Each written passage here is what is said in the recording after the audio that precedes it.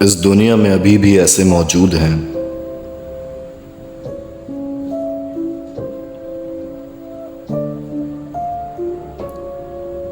जहाँ के वाक़यात, जहाँ के किस्से, जहाँ की कहानियाँ हम सब ने सुने,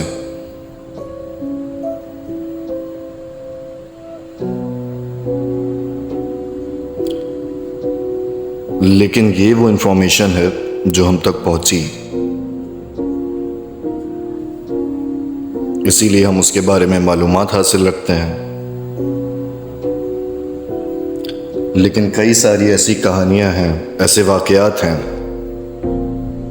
जो शायद हमें नहीं मालूम हो सके। ये जिस मखलूक, जिन किस्सों की, जिन कहानियों की हम बातें करते हैं अपने शो में,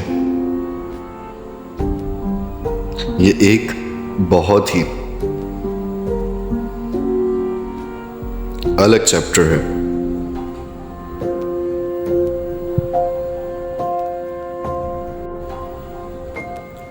आपका ऐसी जगह जाना जहां पे आपको लगता है कि सब नॉर्मल है, लेकिन फिर वक्त के साथ आपको उस वक्त की हकीकत मालूम चलना, किसी ऐसे शख्स से मुलाकात करना जिसके साथ कोई ऐसी सच्चाई अटैच हो जिसका आप तसव्वुर भी नहीं कर सकते।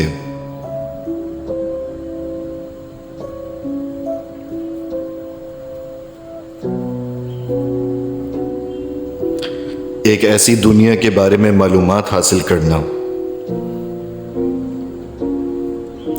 जिसको अक्सर औकात लोग जोक समझते हों, मजाक समझते हों, जहन का फतूर समझते हों, बट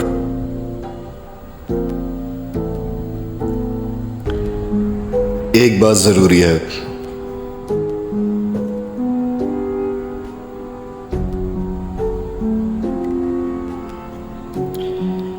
कि चाहे आप इसे जिन कहें, स्पिरिट कहें, गोस्ट कहें, एनर्जी का नाम दें, या एक आंखों का फरेब कहें,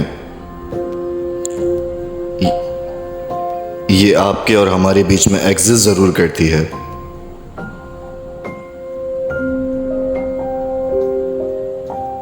अपने बुजुर्गों से, रिश्तेदारों से, दोस्तों से, फिल्म से, कहानियों से, इंटरनेट पे आपने जरूर सुना होगा कि एक औरत पे अचानक से जिन आकर। अब ये वाकयात, ये किस्से हमने इतनी दफा सुन लिए कि शायद जब कोई और बताता है तो आपको उस वाकये की शुरुआत, उसका एंड पहले से मालूम होता है।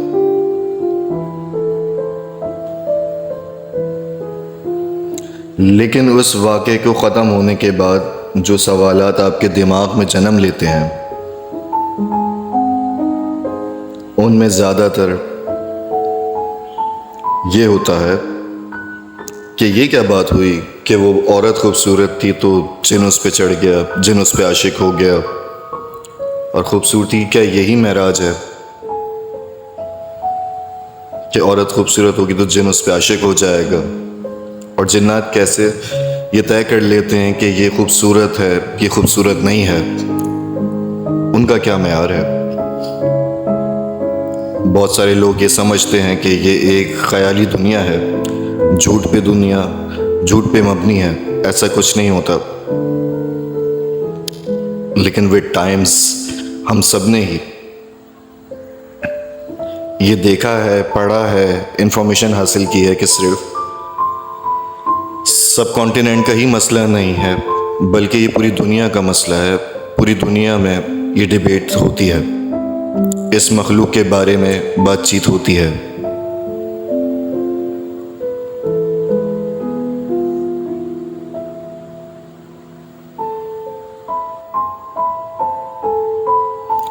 जो वाक़या मैं अभी आपसे शेयर करने वाला हूँ वो 2003 का है।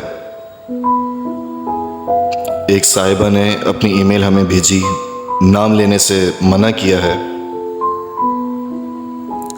कहती हैं कि मैं मैट्रिक में थी,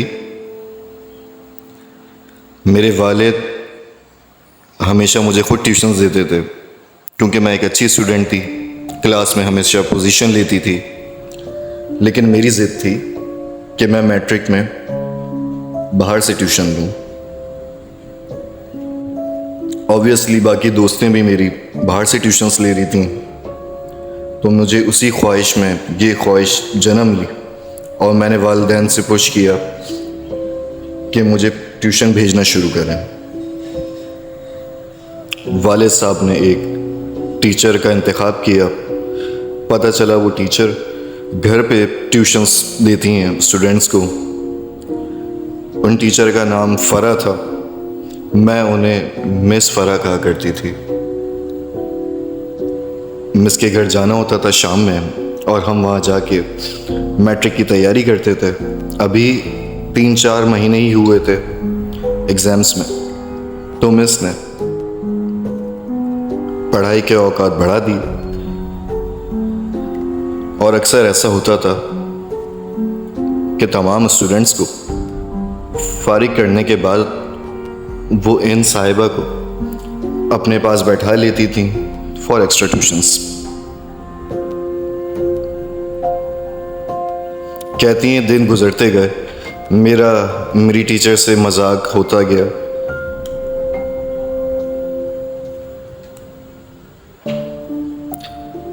वो देखने में बहुत प्यारी थी, बहुत ज़्यादा खूबसूरत और पुरकशिश थी।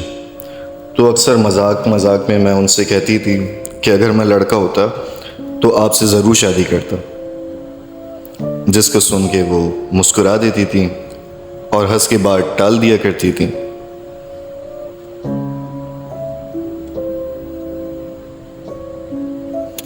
कहती हैं थोड़े दिन गुजरे, एग्ज़ाम्स करीब आ गए। मामूल के हिसाब से मैं अपने घर से वालिद के साथ निकली। 6 बजे डॉट 6 बजे हमारा टाइम था। मिस फ़रा के घर पे पहुंच के ट्यूशन पढ़ने का। कहती मैं उनके गेट पे पहुंची, बेल बजाई तो उनकी वालदा गेट से बाहर आती हैं। उन्होंने कहा कि आज मिस की तबीयत ठीक नहीं है, आज आप छुट्टी कर लें और घर चले जाएं। कहती हैं वो आई थिंक ट्यूसडे का दिन था। मैं वापस वालिद साहब के साथ घर आ गई, ये समझ के कि उनकी तबीयत ख़राब है। नेक्स्ट डे दोबारा उनके घर पहुँचे, तब उनकी वालदा दोबारा बाहर आई और अगेन उन्होंने वही कहा कि उसकी तबीयत अभी भी ख़राब है, आप आज भी चली जाएं। अब आ गया जुमे का दिन। जुमे वाले दिन जब वो पहुंची उनके घर,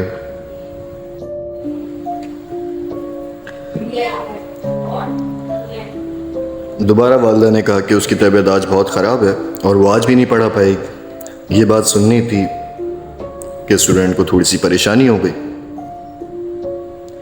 कि अभी एग्ज़ाम्स तो करीब हैं और इसी टाइम पे टीचर छुट्टी कर रही हैं, मेरी पढ़ाई का लॉस हो रहा है और फलाना।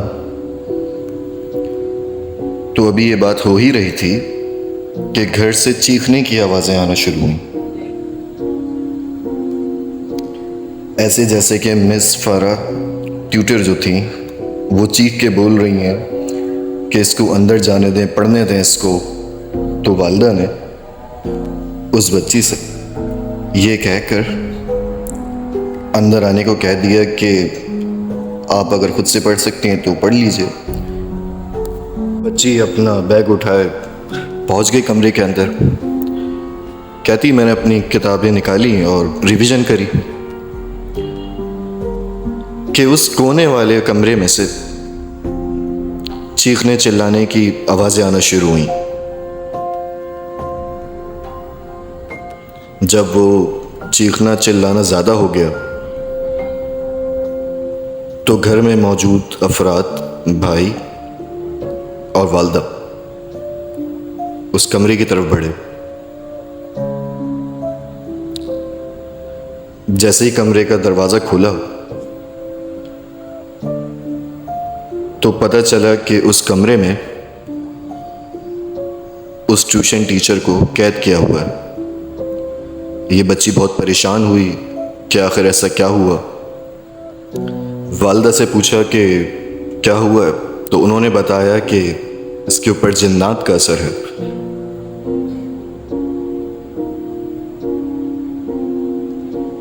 और ये कई दिनों से इस तरह रिएक्ट कर रही है।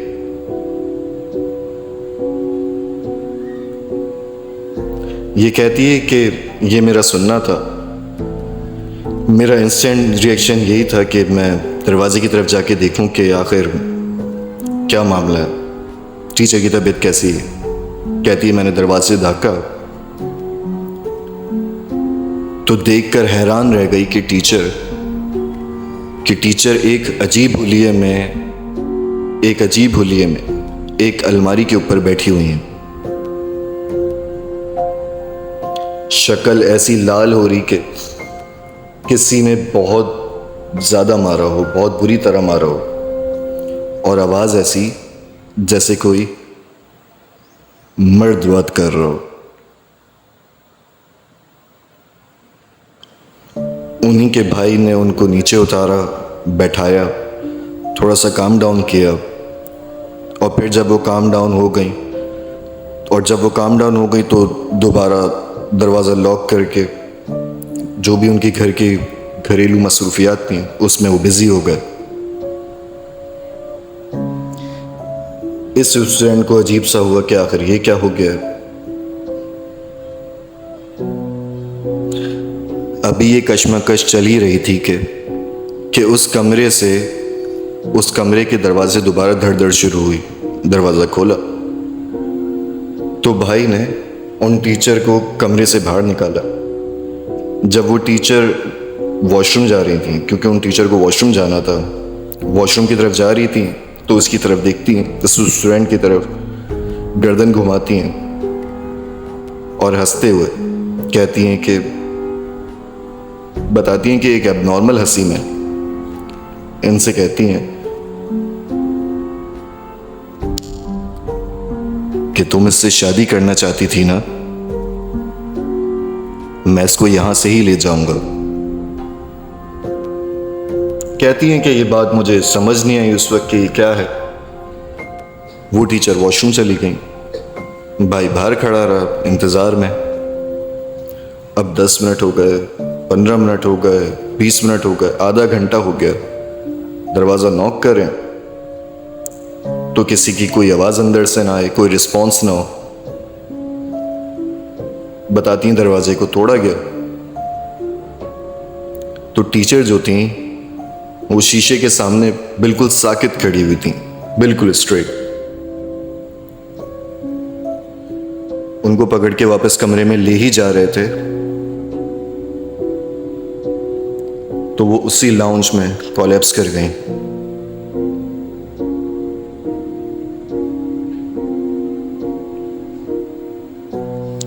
और देखते ही देखते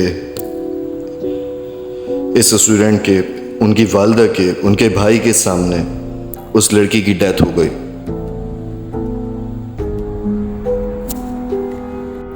वो कहती हैं, यहाँ एक बात मैं और बताती चलूं कि वो मिस 2 भाइयों की एक बहन थी, बहुत लाडली थी, MBA किया हुआ था और बहुत ज़्यादा खुश रहा करती थी, देखने में बहुत हसीन थी। ये वो हादसा था जिसके बाद मेरी ज़िंदगी बदल गई। जब भी मैं उनके बारे में सोचती हूँ तो वो शाम मुझे याद आ जाती है।